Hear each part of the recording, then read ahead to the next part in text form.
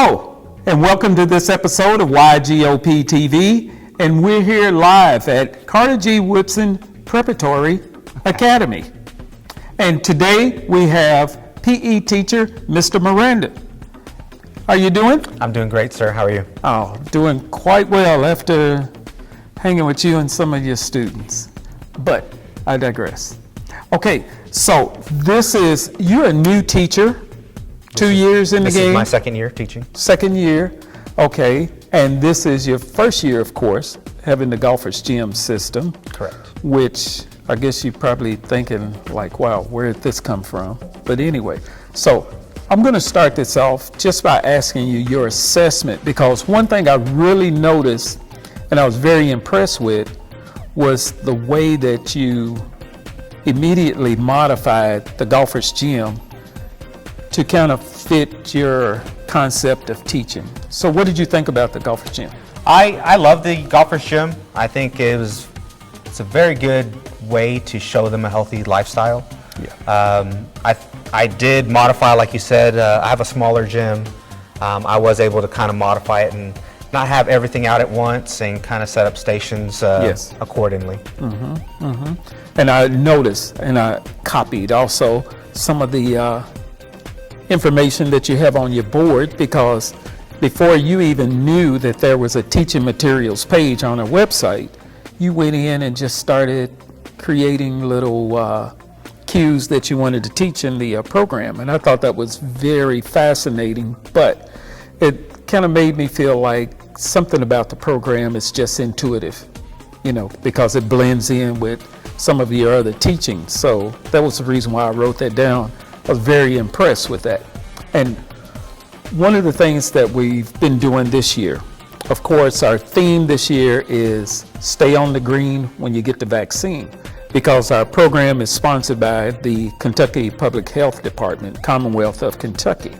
So without being really personal, but since this was the story you told me about you coming in on the beginning of COVID. Right. My very first day as a substitute teacher was March 13th, Friday the 13th, and I was handing out COVID packets my very first day. Initially, I thought it was just going to be a 2-week thing, and the kids were happy for that 2-week break, and it was devastating. Yeah, it turned out to be a world-changing event.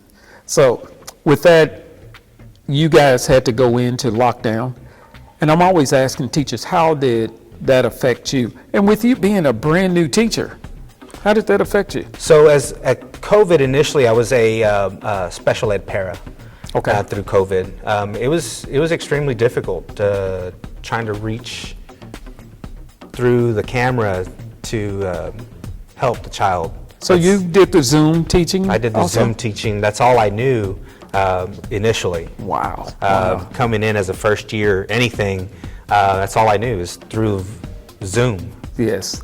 Okay. So with you coming in and being a new teacher, and like you said, you tried to incorporate the Zoom teaching and it didn't go over as well as you would have liked for it to. I'm not going to say that it didn't go over well, but one of the things that I've noticed in doing interviews over the past year or so is that students have pretty much said that they just didn't grasp Zoom school. That's been my consensus. I don't think they really liked the Zoom aspect of it. Yeah.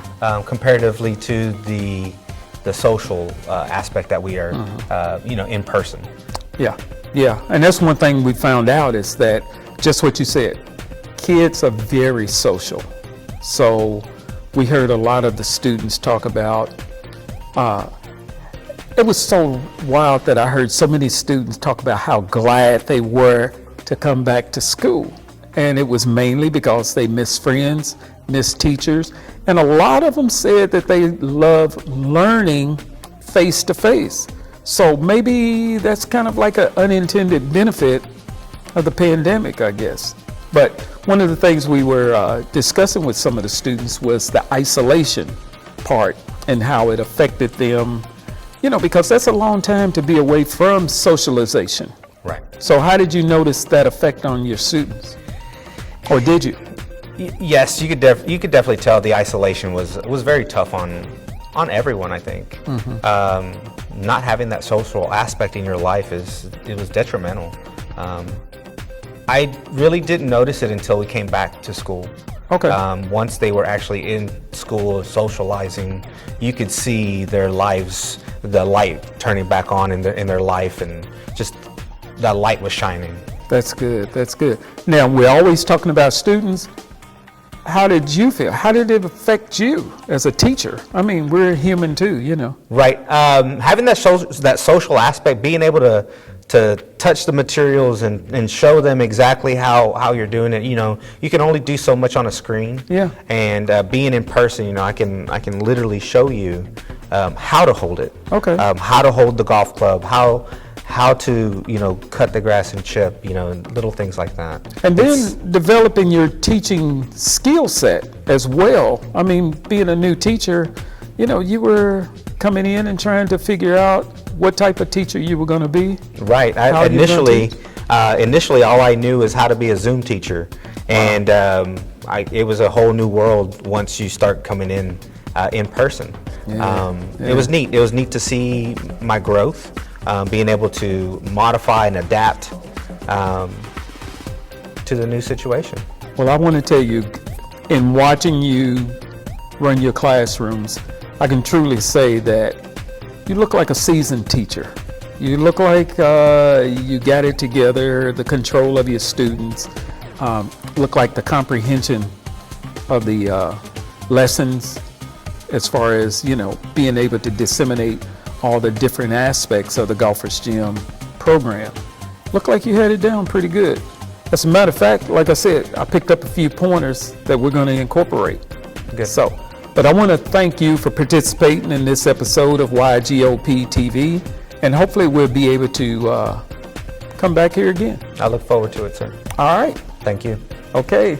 And this concludes this episode of Y.G.O.P TV here at Carter G. Woodson Prepatory Academy. Did I say it right? You said it right. All right. I might have to go back to school.